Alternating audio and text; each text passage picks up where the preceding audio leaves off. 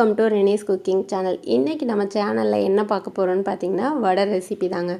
எப்பயும் ஒரே மாதிரி வடை செஞ்சு போர் அடிக்குதா? ஸோ டிஃப்ரெண்ட்டான வடை ட்ரை பண்ணோன்னா மரவள்ளி கிழங்கு வச்சு வடை ட்ரை பண்ணி பாருங்கள். கண்டிப்பாக எல்லாேருக்கும் ரொம்ப பிடிக்கும்.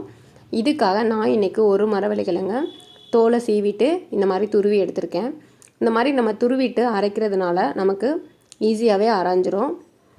காரத்துக்காக ஒரு 10லேருந்து 12 வரமிளகாய் எடுத்திருக்கேன். நீங்கள் உங்கள் காரத்துக்கு ஏற்றாப்பில் மிளகாய் சேர்த்துக்கோங்க. மிளகாவை 2 கிள்ளி அரைக்கும்போது நமக்கு ஈஸியாக அரைஞ்சிரும். தண்ணி ஊற்றாமல் ஃபஸ்ட்டு அரைச்சிக்கோங்க. அரைச்சிட்டு இதில் கொஞ்சமாக தண்ணி ஊற்றி ரொம்ப நைஸாக அரைக்காமல் ஓரளவுக்கு கொரகொரப்பாக அரைச்சிக்கோங்க. இந்த அளவுக்கு அரைச்சி எடுத்துக்கோங்க. ஒரு கைப்பிடி மரவள்ளி கிழங்குல ஒரு 2 ஸ்பூன் அளவுக்கு சோம்பு சேர்த்து அரைச்சிக்கோங்க. சோம்போட ஃப்ளேவர் பார்த்திங்கன்னா வடையில் ரொம்பவே நல்லாயிருக்கும். அதனால் கொஞ்சம் அதிகமாகவே சேர்த்துக்கிறேன் நான் இன்றைக்கி. இதையும் நீங்கள் நைஸாக அரைக்காமல் ஒன்றும் பாதியமாக அரைச்சி எடுத்துக்கோங்க. இந்த அளவுக்கு அரைச்சி எடுத்துக்கோங்க.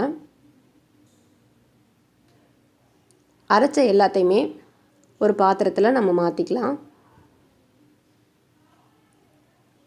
தேவையான அளவுக்கு உப்பு சேர்த்துக்கோங்க.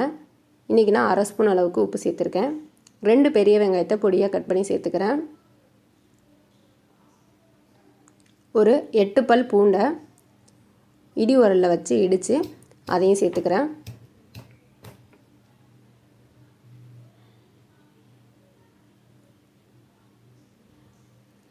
ஒரு கைப்பிடி முருங்கைக்கீரையை சேர்த்துக்கிறேன்.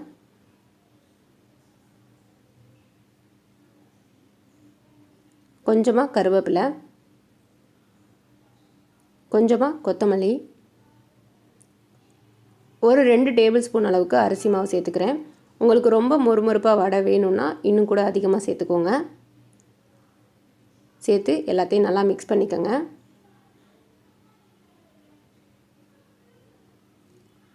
மிக்ஸ் பண்ணதுக்கப்புறம் உப்பு செக் பண்ணிக்கோங்க. ஒரு அரை மரவள்ளி கிழங்கை துருவி எடுத்து வச்சுருக்கேன், அதையும் சேர்த்துக்கலாம்.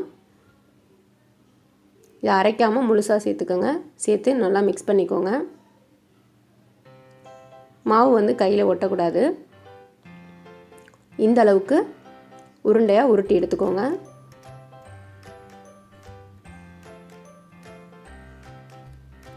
எல்லா மாவையும் இதே மாதிரி நம்ம உருண்டையாக உருட்டி எடுத்துக்கலாம். நம்ம உருண்டை உருட்டுற டைமில் வடை பொரிக்கிறதுக்கு தேவையான எண்ணெயை நம்ம சூடு பண்ணிக்கலாம்.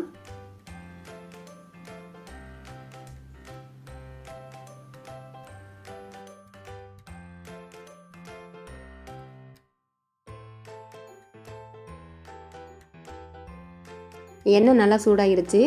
இப்போ நம்ம மசால் வடைக்கு தட்டி போடுற மாதிரி ஒரு உருண்டையாக தட்டி போட்டுக்கலாம். ஒரு 5லேருந்து ஒரு 6 வடையை தட்டி போட்டுக்கோங்க. எண்ணெய் நல்லா காஞ்சிருக்கணும். வடை போட்டதுக்கப்புறம் மீடியம் ஃப்ளேமில் மாற்றிக்கோங்க.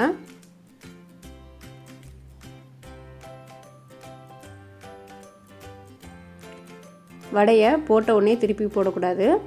ஒரு 2 நிமிஷம் அதுக்கப்புறம் ஒரு பக்கம் ஓரளவுக்கு நல்லா வெந்துடுச்சு. இப்போ அடுத்த பக்கம் நம்ம திருப்பி போட்டுக்கலாம். இதே மாதிரி ஒரு 3 நிமிஷத்துக்கு ஒரு தடவை திருப்பி விட்டுக்கோங்க.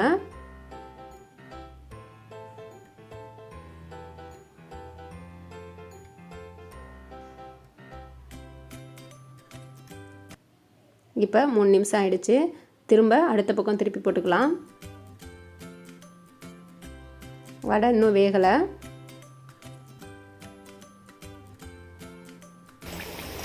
பாருங்கள், வடை நல்லா வெந்துருச்சு. அந்த எண்ணெயில் உள்ள பபிள்ஸ் எல்லாம் ஓரளவுக்கு அடங்கிருச்சு. இப்போ நம்ம வடையை எடுத்துக்கலாம். அவ்வளோதாங்க, சூப்பரான மரவள்ளி கிழங்கு வடை ரெடி.